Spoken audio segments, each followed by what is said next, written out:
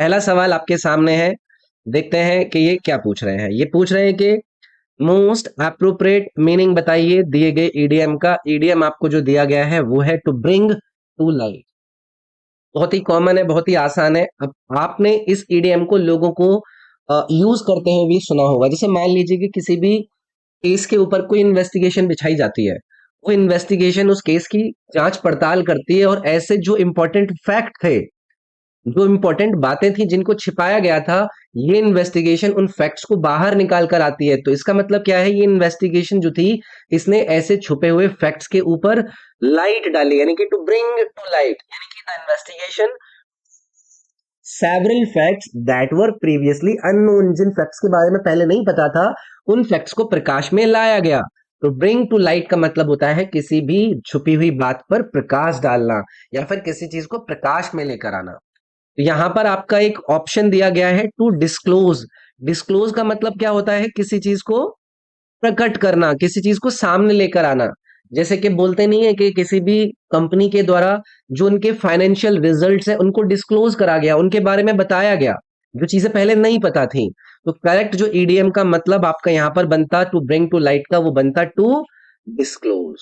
आसान है, कोई भी दिक्कत नहीं है। तो डिसएंगेज का मतलब क्या होता है, जब आप किसी से अलग होता है, यानी कि अलग करना। टू डिसएंगेज यानी कि किसी चीज को किसी दूसरी चीज से सेपरेट करना, उसको रिलीज कर देना जो कि उसके साथ पहले अटैच थी। ओके। तो एंगेज इन कॉन्वर्जेशन का मतलब होता है किसी बातचीत में शामिल होना। मतलब आप अगर किसी के साथ किसी डायलॉग में पार्टिसिपेट कर रहे हैं, मतलब आप किसी कॉन्वर्जेशन के अंदर एंगेज हैं। उसके बाद टू लाइटन। टू लाइटन का मतलब होता है किसी चीज को जो कि हैवी है, या फिर कोई चीज जो कि बहुत ज्यादा इंटेंस है, आपने उसको क्या कर दिया, हल्का कर दिया। मतलब आपने क्या किया, उसको लाइटन किया। तो बाकी के जो ऑप्शंस थे उसका भी मतलब हमने जाना, और जो यहाँ पर ईडीएम दिया गया था टू ब्रिंग टू लाइट, उसका मतलब क्या था, टू डिस्क्लोज, किसी चीज को, किसी छुपी हुई बात को प्रकट कराना, सामने लेकर आना। ठीक है। चलिए अगला सवाल है। ये पूछ रहे हैं एंटोनिम यानी कि विलोम शब्द किसका, जुडिशियसली का। पहले स्टेटमेंट पढ़ लेते हैं। We should plan our actions judiciously before going to war, यानी कि वॉर में जाने से पहले हमें हमारे एक्शंस को विवेकपूर्ण से, यानी कि जुडिशियसली क्या करना चाहिए, प्लान करना चाहिए। तो जुडिशियसली का मतलब क्या होता है, जब आप अपनी जजमेंट को अच्छा शो करते हैं, गुड जजमेंट, यानी कि विवेकपूर्ण, अच्छे से समझ के, सेंसिबल तरीके से। तो ये क्या है, जुडिशियसली का मतलब है। अब इसका मुझे निकालना है उल्टा, विलोम। तो पहला दिया गया है यहाँ पर इररिलेवेंट। इररिलेवेंट का मतलब क्या हो जाता है, कोई भी ऐसी चीज जो कि क्या है ना, आपके लिए एकदम जरूरी नहीं है। मतलब आपके लिए कोई चीज अगर कनेक्टेड नहीं है, आपके लिए कोई जरूरी कि काम की नहीं है, तो वो आपके लिए क्या हो जाएगी, इररिलेवेंट हो जाएगी। ठीक है। तो ये इसका विलोम तो नहीं बन रहा है भाई। दूसरा है इरेवरेंट। इरेवरेंट एक अच्छा वर्ड इन्होंने यहां पर दिया है। जब आप किसी भी दूसरे व्यक्ति के प्रति रेस्पेक्ट में कमी दिखाते हैं, यानी कि लैक ऑफ रिस्पेक्ट किसी व्यक्ति के लिए अगर आप शो कर रहे हैं, आप उसके समक्ष क्या है, असम्मानजनक है, मतलब आप क्या है, इरेवरेंट है। तो ये भी इसका एंटोनिम नहीं बन रहा है यहाँ पर। फिर एक वर्ड दिया गया है इरिटेशन, इरिटेटिंगली। इरिटेटिंगली का मतलब क्या होता है, जब आपका दिमाग ना बहुत ज्यादा चिड़चिड़ा हो रखा होता है, आप इरिटेट हो रखे होते हो, आप अनोयंस में होते हो, दिमाग खराब कर रखा हो किसी ने, तो आप उसके समक्ष अपना एक इरिटेटिंगली बिहेवियर शो करते हैं। ये भी इसका एंटोनिम नहीं था जुडिशियसली का। फिर एक वर्ड यहां पर आपको दिया गया है इरेशनल। इरेशनल का मतलब क्या हो जाता है, आपने अलग अलग जगहों पर इसके बारे में सुना भी होगा। कोई ऐसी चीज जिसमें ना कोई लॉजिक है ही नहीं, किसी चीज में कोई सही रीजन है ही नहीं। तो कोई चीज जिसको आप लॉजिकली ना कर रहे हो, रीजनेबली तरीके से ना कर रहे हो, उसके अंदर आपकी थिंकिंग क्लियर ही नहीं हो, तो वो होती है इरेशनल। और इसी के विपरीत हमने जुडिशियसली में देखा था कि आप अच्छी जजमेंट शो कर रहे थे। तो यानी कि जुडिशियसली का जो करेक्ट आपका एंटोनिम बनता, वो बनता इरेशनल। कॉमन सा वर्ड है, बार बार यूज होता है। जैसे कि इरेशनल शब्द को हम कैसे यूज करते हैं, कि भाई कोई मतलब आदमी जो है वो, मतलब मान लो मकड़ियों से डरता है, तो हम ये कहेंगे कि भाई जो इसका डर है स्पाइडर्स को लेकर, वो बिल्कुल इरेशनल है। मतलब समझ में ही नहीं आता है कि मकड़ियों से आखिर करे डरता क्यों है, इतना डर क्यों है इसके अंदर। तो यहां पर आपका डी ऑप्शन करेक्ट हो जाता। अगला है, ये सेंटेंस दिया गया है, इसको अलग अलग सेगमेंट में डिवाइड करा गया है, पूछ रहे हैं कि किसके अंदर एरर है। तो स्टेटमेंट पढ़ेंगे। The principal gave up the prizes to the winners on Republic Day. Gave up, अब आपका ये जो यहाँ पर फ्रेज यूज हुआ है गेव अप, तो आप मुझे बताइए कि गेव अप का जो करेक्ट कॉन्टेक्स्ट होता है वो हम कब करते हैं? जब हम किसी चीज को क्विट कर रहे होते हैं, या फिर हम किसी के समक्ष क्या कर रहे होते हैं? सरेंडर कर रहे होते हैं। तो रिपब्लिक डे के ऊपर प्रिंसिपल ने सरेंडर थोड़ी ना करा होगा प्राइजेस का, उन्होंने क्या कहा होगा? गेव अवे होना चाहिए था। गेव अवे का मतलब क्या हो जाता है? जब आप किसी चीज को डिस्ट्रीब्यूट करते हैं, वितरण करते हैं, तो प्रिंसिपल गेव अवे होना चाहिए था। तो एरर आपका इसी में हो जाता, the principal gave up correct uses था। यहाँ पर डी वाला जो ऑप्शन है वो आपका करेक्ट एरर को दर्शा रहा है। चलिए आगे बढ़ेंगे भाई। सेलेक्ट द ऑप्शन जिसको आप वन वर्ड सब्स्टिट्यूट कर सकते हैं इस आपके अंडरलाइन पार्ट को। Almost immediately they heard the high still piercing cry of tyres on the side road. अब आपने देखा होगा कि कभी भी अगर कोई गाड़ी चलती है और वो गाड़ी अचानक से ब्रेक मारती है तो एक आवाज नहीं आती है? एक आवाज आती है, जैसे ब्रेक लगने की आवाज आती है ना, जब टायर जो होता है वो सड़क के ऊपर घिसते हैं, तो वहां से हमें एक इस तरीके की वॉइस नजर आती है। तो इस तरीके की वॉइस को लेकर हमें यहाँ पर दिए गए चार विकल्प में से करेक्ट ऑप्शन ढूंढना है। पहला ऑप्शन दिया है इन्होंने बिसीच। बिसीच का मतलब क्या हो जाता है? जब आप मतलब किसी से बहुत ज्यादा बैगिंग कर रहे हो, किसी से बहुत ज्यादा अर्जेंटली किसी चीज की मांग कर रहे हो, तो इसका तो कोई संबंध नहीं है किसी भी प्रकार की ध्वनि से, साउंड से। फिर दूसरा ऑप्शन दिया है इन्होंने क्रिश। क्रिश का मतलब होता है एक नर्सरी से, ठीक है, एक ऐसी जगह पर जहां पर जो छोटे बच्चे जाते हैं ना, जो यंग चिल्ड्रन वगैरह जाते हैं, उसको हम क्रीच कहते हैं भाई। फिर एक वर्ड दिया इन्होंने स्क्रीच। इस स्क्रीच शब्द का अर्थ क्या है? इस स्क्रीच शब्द का अर्थ वही है जो अभी मैंने आपको किसी भी टायर का रोड के ऊपर घसीटने से जो आवाज निकलती है ना, जो उसकी हाई पिच्ड साउंड होती है, उसको ही स्क्रैच कहते हैं हम। तो ये जो थर्ड वाला ऑप्शन था ना यार, वो इसके अंदर आपका करेक्ट बनता। फिर एक वर्ड इन्होंने दिया था ब्लीच। ब्लीच क्या होता है ना, एक केमिकल प्रोसेसिंग होती है, केमिकल प्रोसेस होता है। इसका भी सी ऑप्शन भी इसके अंदर मेरा करेक्ट बनता। एंटोनिम बताना है, यानी कि विलोम शब्द बताना है किसका? सिंथेटिक का। पहले हमें सिंथेटिक के बारे में पता होना चाहिए। सिंथेटिक का मतलब होता है कोई चीज जिसको ना आप केमिकल तरीके से, केमिकल सिंथेसिस से आपने बनाया हो, मतलब वो ना नेचुरल प्रोडक्ट नहीं है, कृत्रिम है। हिंदी में इसको कृत्रिम कह देते हैं हम। तो नेचुरल क्या हो गया? इसका ऑपोजिट हो गया ना। जो चीज नेचुरल नहीं है वो सिंथेटिक है, जो सिंथेटिक है उसके ऑपोजिट में आपको नेचुरल नजर आ गया। तो मुझे लगता है कि इसको समझने में किसी को प्रॉब्लम नहीं आती। उसके बाद प्रोसेस्ड दिया गया। प्रोसेस्ड का मतलब होता है कोई ऐसी चीज जिसको अंदर आप कोई स्पेशल ट्रीटमेंट करते हैं, ठीक है। तो ऐसे नहीं कहते हैं कि भाई ये प्रोसेस्ड फूड है। प्रोसेस्ड फूड मतलब किसी खाने पर कुछ प्रोसेसिंग हुई हो, उसको कुछ स्पेशल तरीके से ट्रीट करा गया हो। आर्टिफिशियल का मतलब भी क्या हो जाता है? कृत्रिम हो जाता है, जो कि बनाई गई होती है ह्यूमन बींग्स के द्वारा, वो नेचुरली नहीं मिलती है।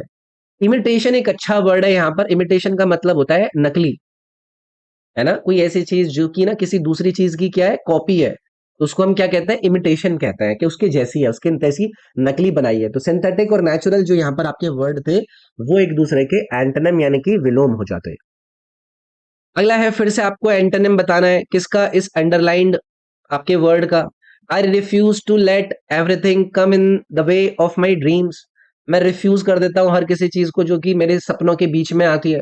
रिफ्यूज का मतलब क्या होता है? इनकार करना, है ना, मना कर देना। यही तो मतलब होता है किसका? रिफ्यूज करने का।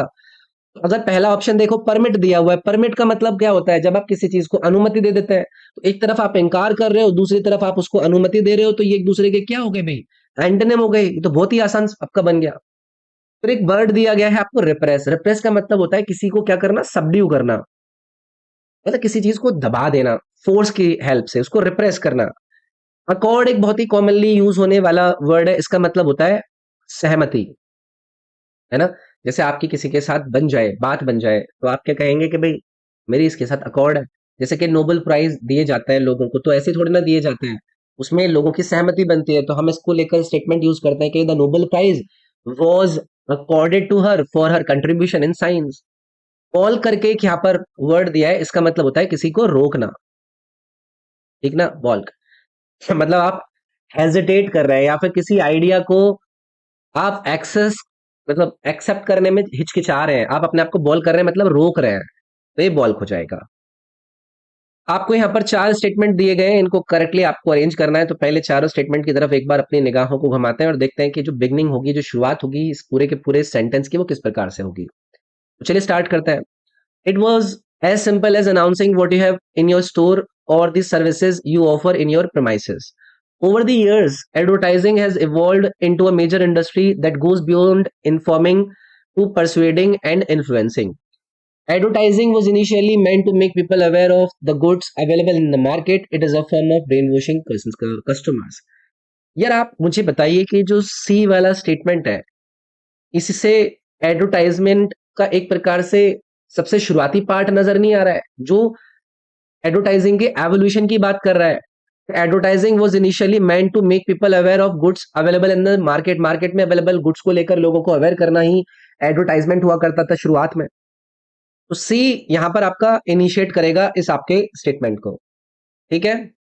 इट वॉज एज सिंपल, अब देखो इसको कनेक्ट कर रहा है ना, it was as simple as announcing what you have in your store, मतलब मार्केट में क्या है क्या नहीं है उसको लेकर लोगों को अवेयर करना एडवर्टाइजमेंट था। और ये इतना सिंपल था कि आप अनाउंस कर दें कि आपके स्टोर में क्या है, आप क्या सर्विसेज ऑफर कर रहे हैं अपने प्रेमाइसिस के अंदर। तो सी के बाद आएगा आपका ए। तो देखो सी ए, ये यहाँ पर बी वाला ऑप्शन इसको कनेक्ट कर रहा है, ठीक है। फिर उसके बाद आपका ओवर द इयर्स एडवर्टाइज अपने अपने आप को इवॉल्व किया एक मेजर इंडस्ट्री के रूप में, जो कि इन्फॉर्म करने और परसुएड करने के अलावा इन्फ्लुएंस करने का काम भी करती है। तो ये आपका बी वाला जो स्टेटमेंट है यानी कि सीक्वेंस है वो करेक्ट हो जाता है। फिर से एंटोनिम आ गया भाई, फिर से विलोम शब्द है किसका, अटैक का। अब अटैक क्या होता है ये तो मुझे आप लोगों को बताने की जरूरत नहीं है ना। आक्रमण जो भारत कर रहा है किसके ऊपर, पाकिस्तान के ऊपर, तो क्या है, एक प्रकार से एक फिजिकल असॉल्ट को दर्शा रहा है अटैक। दूसरी तरफ इसका पहला वर्ड इन्होंने दिया डिफेंस, तो यही हो गया यार इसका एंटोनिम। डिफेंस में जहां पर आप रक्षा कर रहे हो, दूसरी तरफ आप आक्रमण कर रहे हो, तो एक दूसरे के क्या हो गए, विलोम हो गए। एम्बुश एक वर्ड दिया गया है, एम्बुश का मतलब होता है घात लगाकर बैठना या घात, एक सरप्राइज अटैक जो कि लोगों के द्वारा दिया जाता है, एक कंसील्ड पोजीशन पर, तो एक सरप्राइज अटैक है ये। एंगेजमेंट का मतलब क्या होता है, किसी के साथ मतलब मैरी होना। अब मैं शायद तो शादी कर रहे हो आप, या फिर हो सकता है आप बैटल में एंगेज हो रहे हो, मतलब किसी के साथ आप लग रहे हो साथ में, मतलब कोई काम कर रहे हो, एंगेज हो रहे हो। प्रोडक्शन का मतलब यार उत्पादन होता है, किसी भी चीज को, किसी भी गुड्स को प्रोड्यूस करने, ठीक है, उसका प्रोसेस प्रोडक्शन है। फिर से आपका इस सेंटेंस को अरेंज करने वाला एक यहाँ पर जम्बल्ड पार्ट में दिया गया है। Willing to go is not my son camping. अब देखो स्टार्टिंग ढूंढो, माई सन से स्टार्टिंग हो सकती है भाई, आर से स्टार्टिंग हो सकती है। My son is not willing to go camping, मेरा बेटा नहीं चाहता है कि वो कैंपिंग पर जाए, तो आपका क्या बना, R Q P S. R Q P S, देखो ये आपका जो डी वाला ऑप्शन है वो करेक्ट हो जाता है इसमें, है ना। फिर से एक और इन्होंने सवाल पूछा है, चलो देखते हैं भाई इसमें, पढ़ते हैं इसमें क्या दिया है। False news websites spreading propaganda about politics thrive because the advertisement and politicians and social networking sites make a lot of money. देखो मेरे ख्याल से पहला वाला ही जो स्टेटमेंट है, फॉल्स न्यूज वेबसाइट, यहीं से चीज शुरू होगी। तो फॉल्स न्यूज वेबसाइट्स के साथ और फिर साथ में ले लो एंड सोशल नेटवर्किंग साइट्स, है ना।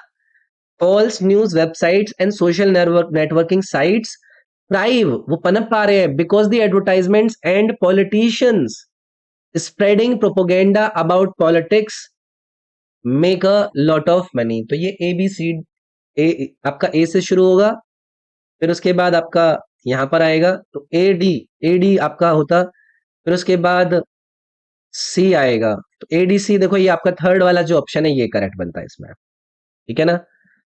चलिए भाई, ये पैसिव वॉइस में आपके स्टेटमेंट को आपको कन्वर्ट करना है। इससे पहले जितने भी हमने शिफ्ट कराई हैं उसमें इतना ज्यादा मैंने आपको एक्टिव टू पैसिव और पैसिव टू एक्टिव वाले स्टेटमेंट को रिपीट किया है, तो बार बार दोबारा से सेम चीज बताने का देखो बनता नहीं है। तो जब आप इसको पैसिव वॉइस में कन्वर्ट करोगे, तो जो ऑब्जेक्ट है, ऑब्जेक्ट क्या है, the built a new bridge, a new bridge इसमें ऑब्जेक्ट है, तो इसको आपको शुरुआत में लाना पड़ेगा।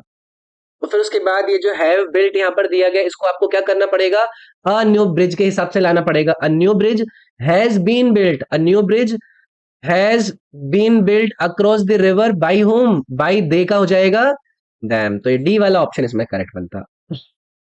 चलिए आगे आएंगे। आपको इस अंडरलाइन सेगमेंट को यहां पर सब्स्टिट्यूट करना है। Experts acknowledged that some counterfeiting of document techniques are virtually impossible to detect.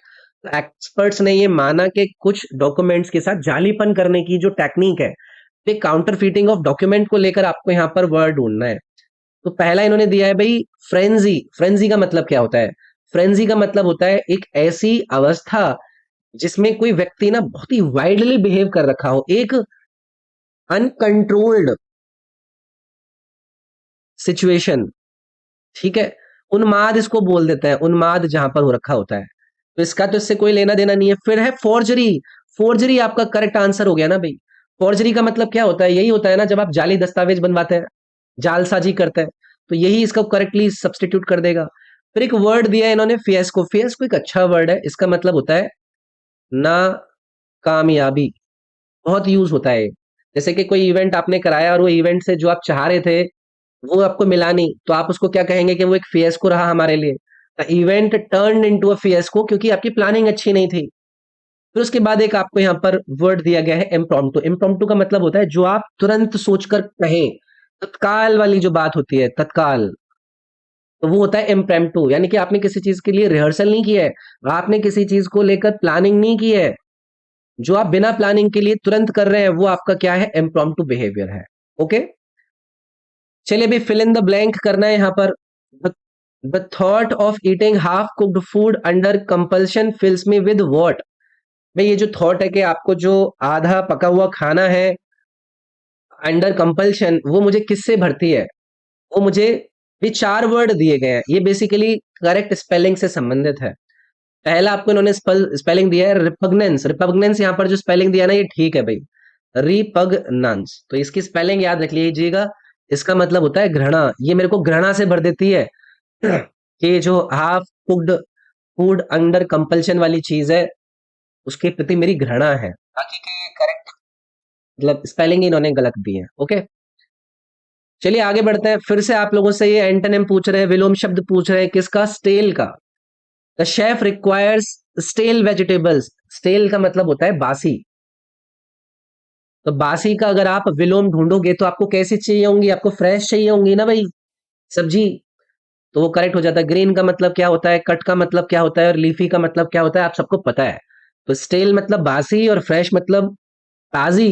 तो यहां पर एंटोनिम के रूप में आपका फ्रेश ऑप्शन भर जाता।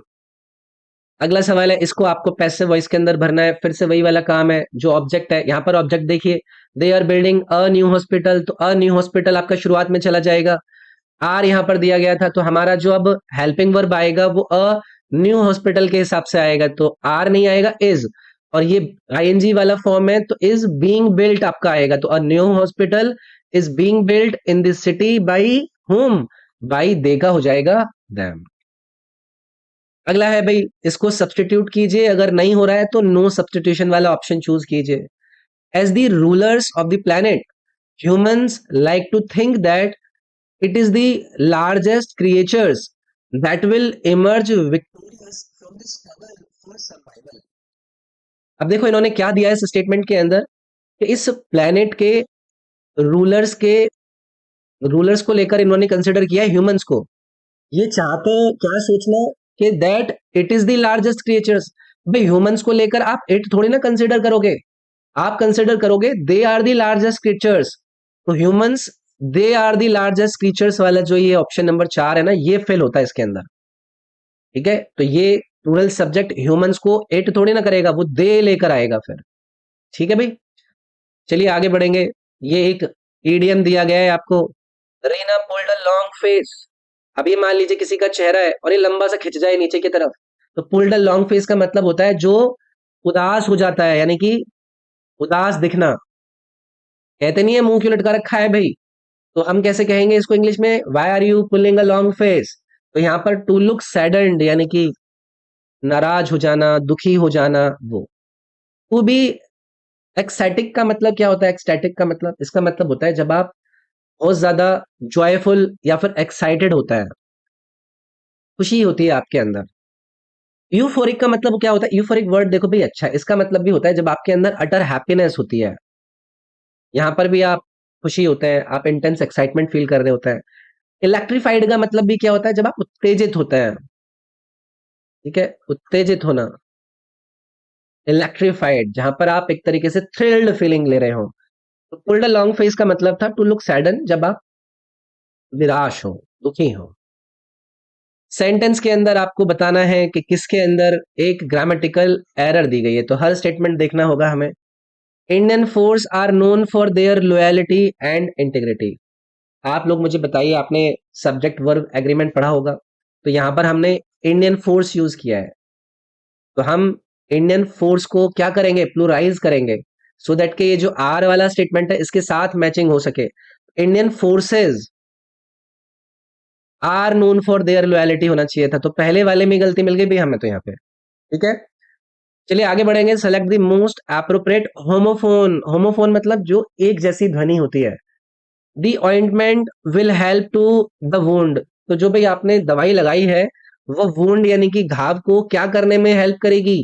वो नील करेगी, हीविल करेगी या हील करेगी? तो हील होता है ना, हील मतलब होता है किसी चीज को ठीक करना, किसी चीज को ठीक करना, टू मेक हेल्दी अगेन, तो हील आपका यहाँ पर आता। ओके, ये वाला जो हील है, ये वाला हील कौन सा होता है? जो एड़ी होती है, ये वो वाला है। ये नील का मतलब क्या होता है? जब आप किसी से कहते हैं भाई घुटने टेक, तो घुटने टेकना मतलब नील करना। ओके, चलिए आगे बढ़ते हैं। इनकरेक्टली स्पेल्ड वर्ड ढूंढना है आपको इस आपके दिए गए सेंटेंस के अंदर। दी रेस्टोरेंट, बस यहीं पर रुक जाइएगा। रेस्टोरेंट की जो स्पेलिंग है वो बहुत ही कॉमनली आप लोगों से पूछ ली जाती है, तो क्या लिखते हैं भाई हम? रेस्ट लिख दीजिएगा, रेस्ट को लेकर आपको क्लियर है। फिर उसके बाद ए यू आर लगा दीजिएगा और उसके बाद एंट कर दीजिएगा, जैसे भी आपको याद रखना है। तो रेस्टोरेंट, ये स्पेलिंग इसकी करेक्ट होती है, तो करेक्ट स्पेलिंग आपकी बनेगी इस ऑप्शन नंबर 3 की। चलिए भाई, हम आ चुके हैं अब क्लोज टेस्ट पर, तो पहले इस पूरे के पूरे आपके पैराग्राफ को पढ़ लेते हैं। The adverse of climate change and environmental degradation are increasingly driving human mobility the world over, particularly in countries with high exposure and low capacity. While most climate related mobility currently occurs within countries, desperation and deteriorating environments can also compel people to seek a livelihood elsewhere through migration. While climate change negatively impact everyone, everywhere, those already in vulnerable situations due to geography, poverty, gender, age, disability, origin, or other status, including migrant women who climate sensitive livelihood and children who are less able to survive extreme weather events are at the greatest risk of suffering harm. It is to recognize this reality and take meaningful action to protect the human rights of those most affected by climate change, including migrants. तो इस sentence के अंदर climate change के जो प्रभाव पड़ रहे हैं लोगों के ऊपर, स्पेशली महिलाएं, बच्चे जो ऑलरेडी अपने देश के अंदर अपनी बेकार सिचुएशन में, उसको लेकर ये जो पैराग्राफ है वो बात कर रहा है। ठीक है, करके अब चलो फिलिंग शुरू करता है। The adverse of climate change, तो चलिए भाई, क्या डिस्कस कर रहा है ये जो पैसेज है? वो डिस्कस कर रहा है जो इम्पैक्ट है क्लाइमेट चेंज के और उसके जो बुरे प्रभाव है। ठीक है, अगर आपको the adverse of climate change ढूंढना है तो एवलेट्स अफेक्ट्स होंगे या इफेक्ट्स होंगे। अफेक्ट का मतलब होता है किसी और को प्रभावित करना, अगर मैं इफेक्ट की बात करूंगा तो ये क्या है? उसके कारण है। इफेक्ट्स, द एडवर्स इफेक्ट्स होते हैं, उसके प्रकार होता है, कारण होता है, तो इफेक्ट्स आपका यहां पर आएगा, बी वाला ऑप्शन आएगा इसमें। क्लाइमेट चेंज के जो बेकार प्रभाव है। ठीक है, चले भी आगे आएंगे। उसके बाद है driving human mobility the world over, particularly in countries with high exposure and low what capacity, low adaptive capacity. देखो अडेप्टिव का मतलब क्या है, ये पैसे से भी डिस्कस क्या कर रहा है? ये क्लाइमेट चेंज के जो इम्पैक्ट है उनको डिस्कस कर रहा है, और यहाँ पर जो नीड है कैपेसिटी की कि आप इसके प्रभावों के साथ कोप अप कर सके, उनको डील कर सके, उस पर ये जोर दे रहा है। तो जो सबसे सटीक शब्द है, क्या वो अडेप्टेड नहीं हो जाएगा यहाँ पर? अडेप्टिंग, अडेप्टेशन का मतलब क्या होता है? जब आपकी एक ऐसी एबिलिटी, एक ऐसा आपका एक तरीका जिसमें आप अपने आप को चैलेंजेस को लेकर एडजस्ट कर रहे हो, तो अडेप्टिव वाला जो ऑप्शन है वही इसके अंदर करेक्ट चला जाएगा। High exposure and low adaptive capacity वाला जो यहाँ पर सिस्टम है वो सटीक बैठ जाता। ठीक है, बाकी के ऑप्शन देखने की जरूरत ही नहीं पड़ रही है इसमें। यहाँ पर आइए, desperation and deteriorating environment can also compel people to seek livelihood elsewhere through what migration। तो ये जो चीजें हो रही हैं, अभी पैसेज क्या डिस्कस कर रहा है, ह्यूमंस की जो मोबिलिटी है वो जो एक जगह से दूसरी जगह चले जाते हैं, इसकी वजह से, क्लाइमेट चेंज की वजह से या फिर एनवायरनमेंट के अंदर आने वाले चेंज की वजह से, जिसमें हम माइग्रेशन को भी देख रहे हैं। तो करेक्ट वर्ड आपका क्या आएगा, through what migration, through fast migration, irregular migration, regard migration या फिक्सेट माइग्रेशन। इरेगुलर माइग्रेशन आपका इसमें सटीक नहीं जाएगा भाई, हाँ, वो माइग्रेशन से रिलेट होना चाहिए जो कि एक फिक्स पैटर्न में नहीं हो रहा है, वो बीच बीच में हो रहा है, तो इसे मैं थ्रू इरेगुलर माइग्रेशन कहूंगा। तो यहां पर आपका बी वाला जो ऑप्शन है इरेगुलर, वो इसके अंदर जाएगा भाई। ठीक है, चलिए भी आगे आता है। चौथा देखिए, geography, poverty, gender, age, disability, origin और other status including migrant women who climate sensitive livelihoods. अब ये पैसेज किसके बारे में बात कर रहा है, क्लाइमेट रिलेटेड जो मोबिलिटी होती है और जो कारक होते हैं जिसकी वजह से जो लोगों की मूवमेंट है वो प्रभावित होती है ड्यू टू क्लाइमेट चेंज। तो देखेंगे इसमें कौन सा है, डिपेंड फ्रॉम या depend on, women who depend on climate sensitive livelihoods. तो डिपेंड ऑन वाला जो ऑप्शन है वो इसके अंदर करेक्ट जाएगा भाई। ठीक है, चलिए आगे आएंगे, अंतिम सवाल है ये आपका। ये पूछ रहा है कि it is to recognise this reality and take meaningful action, it is optional to recognise, imperative to recognise, resistant to recognise, it is secondary to recognise. बताइए आप। It is imperative to recognise, imperative का मतलब क्या होता है, जो चीज आपके लिए बहुत ही अर्जेंट हो, जो आपको करनी ही करनी है, तो it is imperative to recognise, इस रियलिटी को आप अर्जेंटली समझिए और उसके लिए मीनिंगफुल एक्शन लीजिए सो दैट के ह्यूमन राइट्स को प्रोटेक्ट किया जा सके। तो यहां पर इम्पेरेटिव वाला जो ऑप्शन नंबर बी था वो करेक्ट लिया जाता। पैसेज का जो डिस्कशन है ना हर पॉइंट पर, उसको समझना है कि वो बात किसके बारे में कर रहा है।